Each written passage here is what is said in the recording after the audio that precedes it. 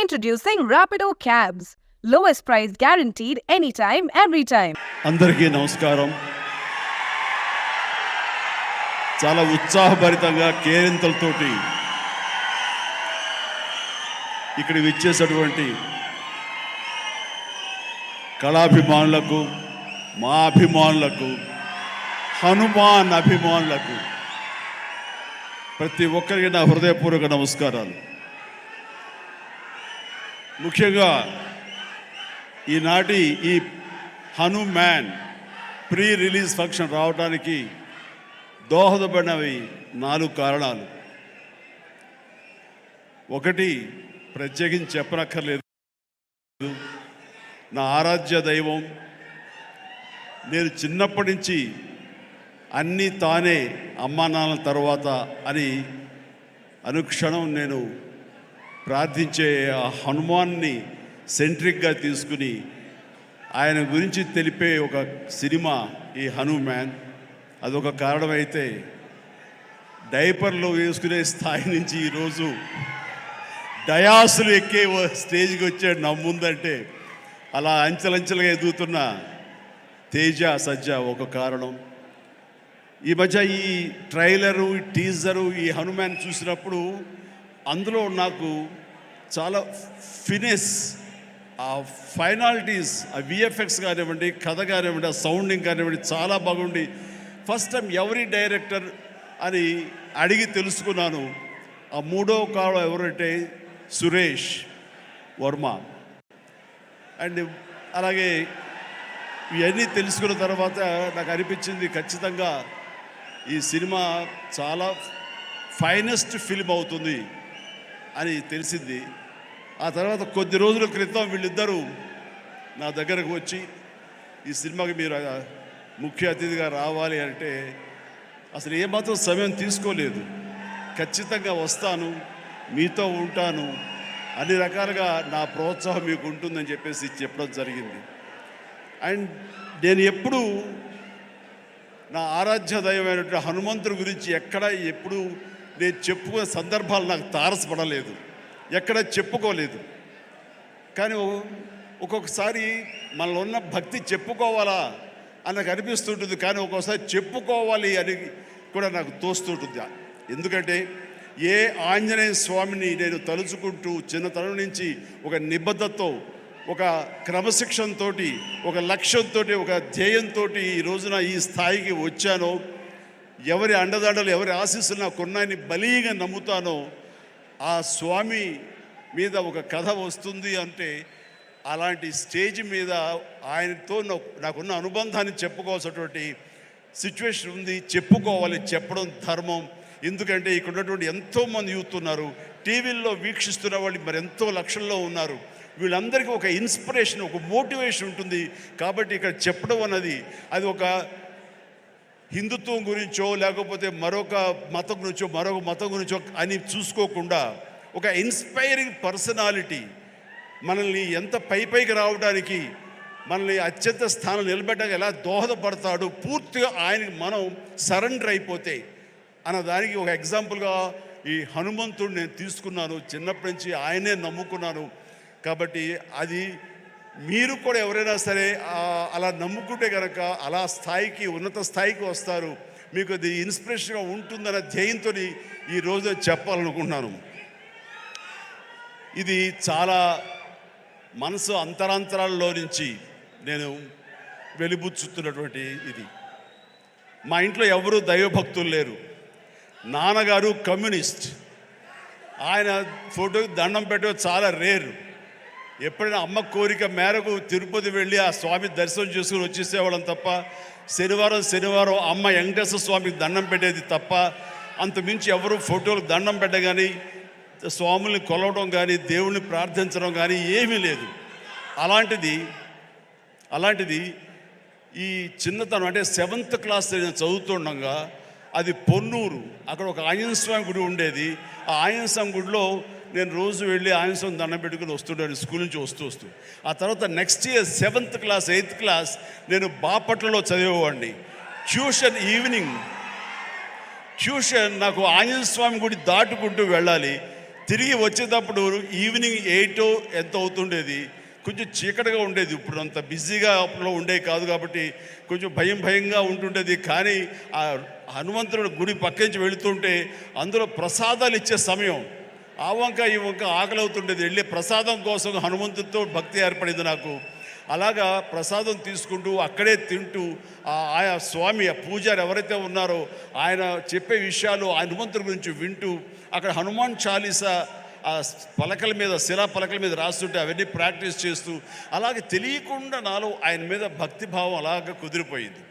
కుదిరిన తర్వాత అక్కడి నుంచి నేను మొగల్తూరు వెళ్ళి 7th 8th 9th క్లాస్ చదువుతాను.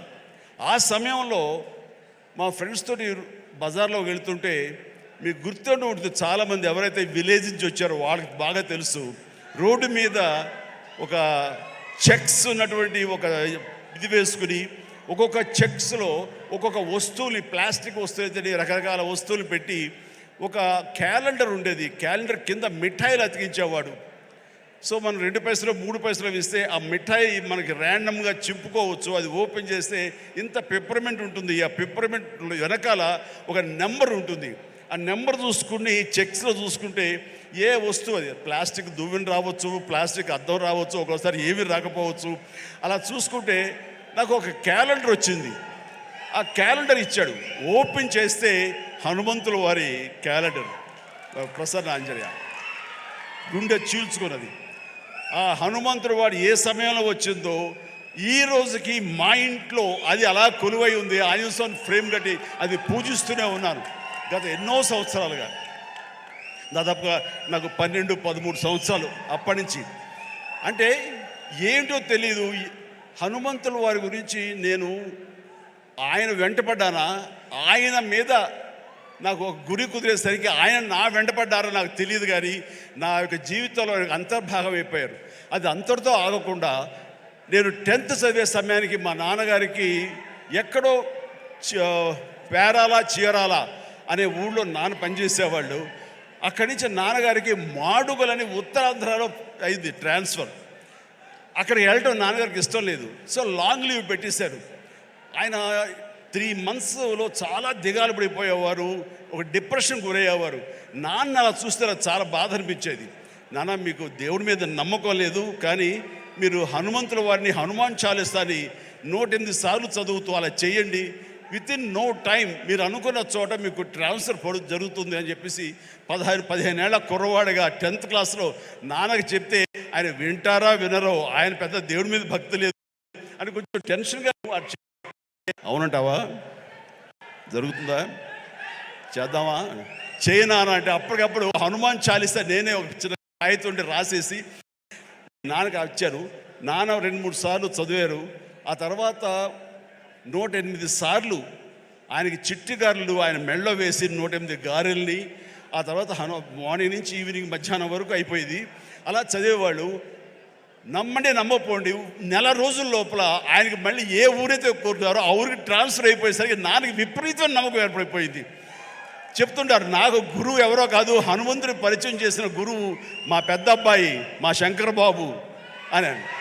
నాకు చాలా ఆనందం వేసింది. నాన్న లాంటి ఒక కమ్యూనిస్టు భావాలు ఉన్నటువంటి ఒక నాస్తికుడిని నేను ఈ రకంగా దైవభక్తుడిగా మార్చానని చెప్పేసి అక్కడి నుంచి మా ఇంట్లో మా యొక్క కులదైవం ఆంజనేయ స్వామి అయిపోయారు. ఇది ఇలా ఉండంగా పేరాల అనే ఊరప్పుడు నేను డిగ్రీ అయిపోయింది.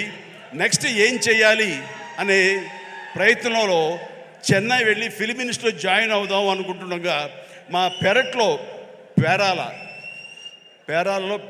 తిరుగుతుండగా నాకు ఎర్లీ మార్నింగ్ ఏదో కాయిన్ ఒకటి కింద పడి ఉంది. ఏంటనే కాయిన్ అని చెప్పేసి కాలుతోటి ఇలాగ అన్నాను. అది సేవండి హనుమాన్ ఇది ఉండేది బిళ్ళ. వెంటనే కళ్ళకు అద్దుకుని పొరపాడైపోయింది. చూస్తే హనుమంతుడి బొమ్మ ఉంది. అది తీసుకెళ్ళి నాన్నగారికి ఇచ్చాను. నాన్న ఇట్లాగని అంటే నువ్వు ఏది చెయ్యాలని అనుకున్నావు కదరా, కాబట్టి అది నీకు ఒక దారి చూపించేలాగా హనుమంతుడు ఈ రకంగా కనిపించాడేమో అని పూజలో పెట్టారు. అక్కడి నుంచి నా ప్రయత్నాలు నేను చేయటం, అలాగే మెడ్రాస్ ఫిల్మ్ ఇన్స్టిట్యూట్లో నా ప్రయత్నాలు చేయటం, అక్కడికి వెళ్తే నాకు అవకాశం రావటం. నేను వెళ్లే ముందు నాన్నగారు దీన్ని ఒక దండగా, ఒక లాకెట్, ఆర్టిన్ షేప్లో ఒక లాకెట్లో పెట్టి నా మెడలో వేశారు. అది నేను చాలా ఒక ఆశిస్తులాగా ఒక మనోధైర్యం, అంటే జేబులో బొమ్మ ఉంటే ఎంత ధైర్యంగా ఉంటుంది ఆ రకంగా ఫీల్ అయ్యి వెళ్ళేవాడిని. అప్పటి నుంచి అవకాశాల మీద అవకాశం ఎలా వచ్చినాయో 1977 నుంచి 78 అండ్ 79 ఆ ప్రాంతంలో, సారీ 78 79 అక్కడి నుంచి అవకాశాలు ఎక్కడ కూడా ఆగకుండా రావడం జరిగింది. అంత ఆ స్వామి మహిమ అనుకునేవాడిని, ఆయన నిరంతరం పూజించుకునేవాడిని. ఆయన్ని పూజించుకునే ప్రతిసారి నన్ను ఉన్నతమైన స్థితికి తీసుకెళ్ళి స్వామి నేను కూడా అంత క్రమశిక్షణతో ఉంటాను, ఎక్కడ వక్రదారులు కానీ వంకరదారులు కానీ నేను వెళ్ళను, అంత ఒక స్థితపేదతో ఉంటాను, ఖచ్చితంగా డిసిప్లిన్గా ఉంటాను, క్రమశిక్షణతో ఉంటాను, ఎప్పుడు ఆయనతో ఇంటరాక్ట్ అవుతూనే ఉంటాను, ఆయనతో సంభాషిస్తూనే ఉంటాను. అలాంటి నేను అది పెట్టుకున్నప్పుడు చాలా సినిమాలు చేశాను. నాకు తెలిసి 1980లో ఒక సినిమా తాతయ్య ప్రేమలేలు, దానికి డబ్బింగ్ చెప్తుండగా ఒక ఏవిఎం జీలో కూర్చున్నాను. ఆ తర్వాత డబ్బింగ్ చెప్పారు. ఇంటికి వెళ్ళేసరికి లోపల బిళ్ళ కనపడలేదు, ఆ పై చుట్టూ ఫ్రేమ్ మాత్రమే ఉంది. ఎంత డిప్రెస్ అయిపోయానంటే, ఏంటి నేను ఏం తప్పు చేశాను, ఎందుకు స్వామి నా నుంచి దూరం అయిపోయాడు, ఇది నాకు ఏమైనా మంచిది కాదా, అపశకునం అంటూ అసలు భోంచేయలేదు, ఏమీ చేయలేదు, తల్లడిల్లిపోయా. ఆ తర్వాత 2 days తర్వాత మళ్ళీ అదే థియేటర్కి డబ్బింగ్ చెప్పడానికి వెళ్ళినప్పుడు ఎక్కడితే కూర్చొని అక్కడే కూర్చున్నాను. అలాగే కూర్చుంటూ స్వామి దొరికితే బాగున్నట్టు కరెక్ట్గా రండి ఆ తివాచి ఉంది కింద, అక్కడ ఇరుక్కుపోయి మళ్ళీ స్వామి కనిపించేసరికి ఎంత ఎనలేని ఆనందం, ఎంత ఇదంటే నాకు ఇండస్ట్రీలో తిరుగులేదు,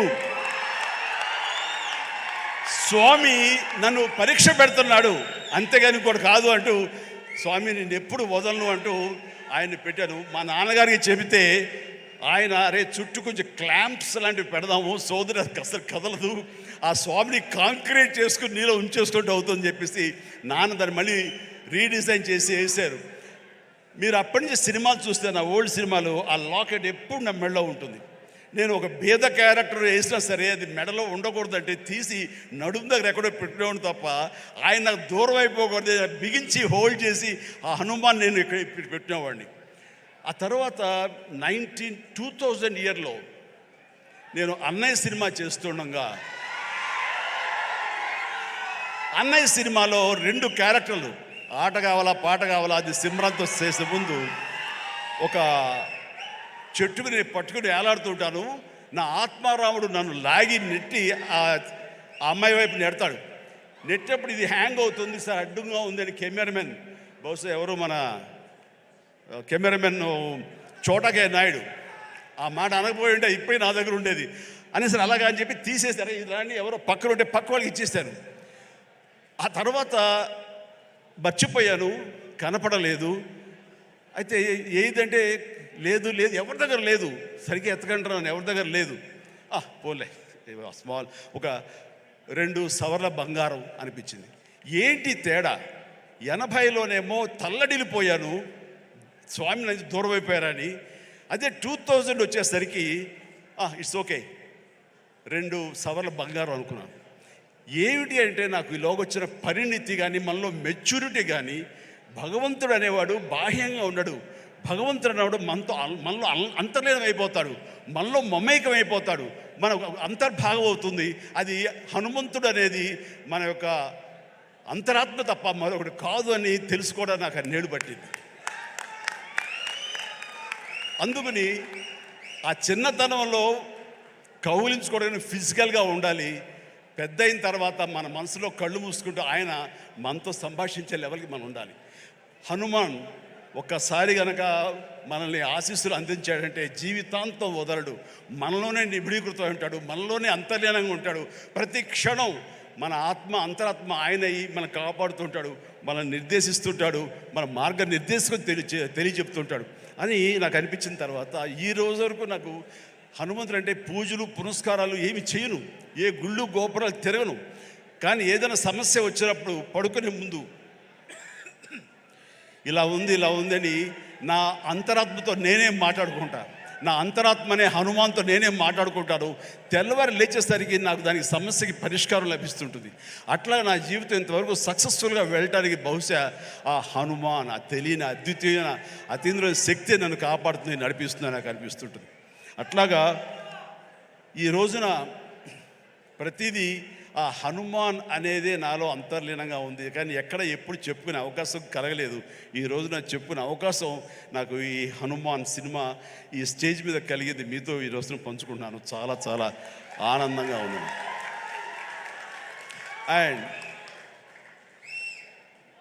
ఈ మధ్య వీళ్ళు చెప్పారు, తర్వాత బయట కూడా చెప్పారు ఎవరో, ఈ హనుమాన్ అనే టైటిల్ మీ నుంచి వచ్చింది, మీ నోటంటే వచ్చిందని చెప్పేసి ఇందాక కూడా క్లిప్పింగ్ వేసారు. అది సమంత, అది ఆహాలో ఒక చిన్న ఇంటర్వ్యూ జరుగుతుంటే అక్కడ మీకు నచ్చినటువంటి సూపర్ హీరోస్, మార్వల్ హీరోస్ ఎవరు అని చెప్పి అడిగితే సూపర్ మ్యానా, బ్యాట్మ్యానా, లేకపోతే ఐరన్ మ్యానా ఎవరు అంటే నాకు వాళ్ళ పేర్లు చెప్పేటి, మన హనుమాన్ ఉన్నాడు కదా, ఆయన మించిన వాడా అంటూ నేను వెంటనే ఒక క్షణం పాటు ఆలోచించి హనుమాన్ అన్నాను.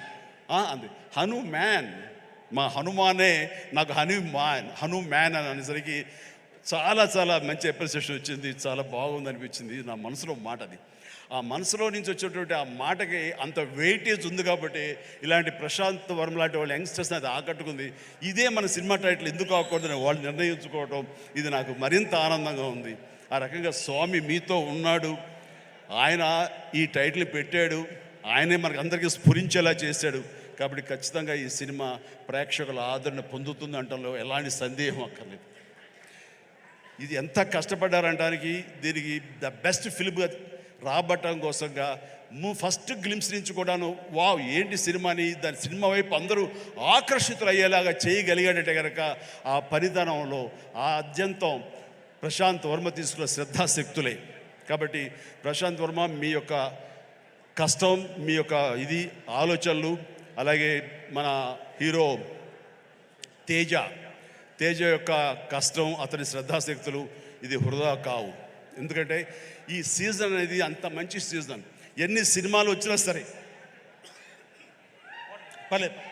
ఎన్ని సినిమాలు వచ్చినా సరే ఖచ్చితంగా ప్రేక్షకులు బాగుంది, మన కంటెంట్లో మన సత్తా ఉంది, మనకు ఆ దైవ ఆశీస్సులు ఉన్నాయంటే కనుక ఖచ్చితంగా ఆదరిస్తారు, హక్కును చేర్చుకుంటారు, పెద్ద విజయాన్ని మీకు అందేలా చేస్తారు. కాబట్టి ఎలాంటి డౌట్ అక్కర్లేదు. అయితే ఇది పరీక్షాకాలం అనుకోవచ్చు, కొన్ని థియేటర్లు అనుకునే విధంగా మనకి లభించకపోవచ్చు. It's okay. ఈరోజు కాదు రేపు చూస్తారు, రేపు కాకపోతే సెకండ్ షో చూస్తారు, సెకండ్ షో కాకపోతే థర్డ్ షో చూస్తారు. బట్ కంటెంట్ బాగుంటే ఎన్నో రోజులు చూసినా, ఎన్నో షో చూసినా సరే దీనికి మార్కులు పడతాయి. ఈ రోజున ఇందాక చిన్నవాడ సరే చాలా పెద్ద మనసుతో అన్నాడు, అన్ని సినిమాలు వెంకటేష్ సినిమా, నాగార్జున సినిమా, అలాగే మన మహేష్ బాబు సినిమాలు, అన్ని సినిమాలు ఆడుతాయి. ఈ సినిమాలు అన్నీ ఆడాలి, పరిశ్రమ పచ్చగా ఉండాలి. వాటితో పాటు మా ఈ సినిమా హనుమాన్ కూడా ఆడాలని నేను ఎంతో మనస్ఫూర్తిగా నేను కోరుకుంటాను, జరుగుతుంది. అండ్ ఇదే ఒకసారి నేను దిల్ రాజుతో అన్నాను, దిల్ రాజు ఏంటి మన 2016-17లో మా 150 సినిమాను బాలకృష్ణ గారి సినిమా ఇంకోటి రిలీజ్ అయినప్పుడు ఏంటి మళ్ళీ ఈ సినిమా రిలీజ్ చేస్తాం, కొంచెం డిలే చేయొచ్చు కదా అని అంటే, సార్ అలా కాదు సార్, మా కంటెంట్ బాగుంటుంది, శతమానం భవతి అని, మీ పెద్ద సినిమాలు మధ్యలో ఈ సినిమా ఆడకుండా పోదు సార్, ఏం పర్వాలేదు అన్నాడు. ఓకే, అంత ధైర్యంగా ఉంటే వెల్ అండ్ గుడ్ అన్నాను. ఆ సినిమా కూడా బాగా ఆడింది. కాబట్టి అదే దిల్ రాజు గారు అందరికీ మనకు చెప్పినట్టుగానే ఈ రోజున ఈ సినిమా కూడా బాగా ఆడుతుంది. సో ఎందుకంటే దిల్ రాజు గారు లాంటి ఎంతో సీనియరు, ఆయన ఎంతో ఎక్స్పీరియన్స్ ఉన్న మనిషి, ఏ సినిమా ఏ సీజన్లో ఎలాగ ఆడుతుంది, ఒక్కో సినిమాకి ఎంత పటిష్టత ఉంటుంది, ఏ సినిమాకి ఎంత లాంజివిటీ ఉంటుంది, ఏ సినిమా ఎలాగ ఆదరిస్తారు, ఏ సీజన్ అనేది బాగా తెలుసు. కాబట్టి ఈ సినిమా వస్తే కూడా ఈ సినిమాకు కూడా అంతటికి అంత ఆదరణ ఉంటుంది, అంత విజయం చవి చూస్తాడని మనస్ఫూర్తిగా కోరుకుంటూ, ఈ రోజున ఇతర క్యాస్ట్లకు చెప్పాలంటే అమృత అమ్మాయి హీరోయిన్గా ఉందన్నారు. గాడ్ బ్లెస్ యూ అమ్మా, ప్లీజ్ మీరందరూ రావాలి, యంగ్స్టర్స్ రావాలి. అలాగే నా స్నేహితుడు శరత్ కుమార్ కూతురు వరలక్ష్మి,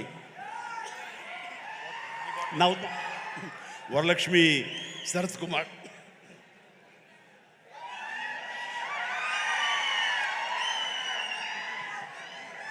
ఈ మధ్య కాలంలో అమ్మాయి సినిమాలు చూస్తూ వస్తాను.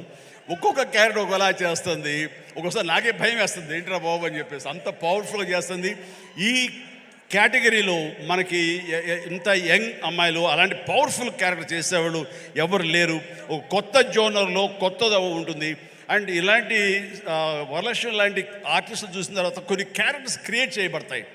సో అదే అన్నాను, చెన్నైలో ఉన్నావా, ఇక్కడ ఉన్నావా వరలక్ష్మి అంటే ఇక్కడే ఉన్నాండి, ఇక్కడే ఉన్నామా, నీకు బోల్డ్ అవకాశాలు వస్తాయి కాబట్టి తెలుగు ఇండస్ట్రీని హక్కు చేర్చుకుంటుంది, పైగా తెలుగు అమ్మాయి కాబట్టి అని చెప్పాను. So all the very best అమ్మ, గాడ్ బ్లెస్. అలాగే విలన్గా చేసినటువంటి వినయ్ చాలా వెరీ పవర్ఫుల్గా చేస్తారు. Vinay please please please please stay. Vinay wonderful, you look damn good like A Hollywood, you look A Hollywood villain and you have your own mark and you will have your own market here. Definitely all the very best. And ప్రతి ఒక్కరికి నేను మనస్ఫూర్తిగా చేస్తూ అందరికి చెప్తాను. And Niranjan Reddy గారికి కూడా నా హృదయపూర్వక అభినందనలు. ఈ సినిమా గురించి ఫస్ట్ నాకు పరిచయం చేసిన ఎవరో తెలుసా? మా సినిమా షూటింగ్లో ఎనీ గెసెస్?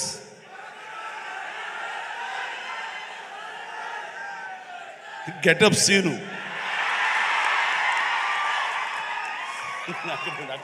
దగ్గర రాకు. And getup scene. సార్ ఒక సినిమా చేస్తున్నాను సార్ నేను, మీరు హనుమంతుల భక్తులే కాబట్టి మీతో షేర్ చేసుకోవాలని. ఏం సినిమా, ఎవరు? మన తేజ తెలుసు కదండి, తేజ చేస్తున్నాడు, ఇలా ప్రశాంత్ అని డైరెక్టర్, ఏమంటే భలే ఉంది అని చెప్పి సినిమా గురించి సినిమా గురించి చెప్తాడేమో అనుకుంటే తన గెటప్ తన క్యారెక్టర్ గురించి చెప్తూ వచ్చాడండి. మొదటి వరకు బాగుంది, తర్వాత నిన్ను ప్రమోట్ చేసుకోవడం నాకు కొంచెం ఇంకా బాగుంది. సో అంటే ఒక సినిమాలో బాగుంది అంటే ఏ క్యారెక్టర్ ఇచ్చినా సరే అది అంతగా అలరిస్తుంది అని ఆ సంతోషం నాతో పంచుకోవడం తెలుస్తుంది. అదో చెప్పుకునే విధానం బట్టి ఆ సినిమా ఎంతగా అతనికి ఆకట్టుకుంది అనడానికి ఇదో చిన్న మచ్చుతునక. అండ్ ప్రతి ఒక్కరికి, అటు కెమెరామెన్ గారికి, ఇతర కాసర్ల గారికి, కేకే గారికి, లిరిసిస్, ఇలా ప్రతి ఒక్కరి మ్యూజిక్ డైరెక్టర్ గారికి, ఇలా ప్రతి ఒక్కరికి మనస్ఫూర్తిగా నా హృదయపూర్వక అభినందనలు తెలియజేస్తూ నేను చెప్తున్నాను, ఒక్కళ్ళలో కూడా ఏ మాత్రం డల్ అనేది పెట్టుకోకండి. Cinema super duper hit. That's it. జై హనుమాన్, జై హింద్.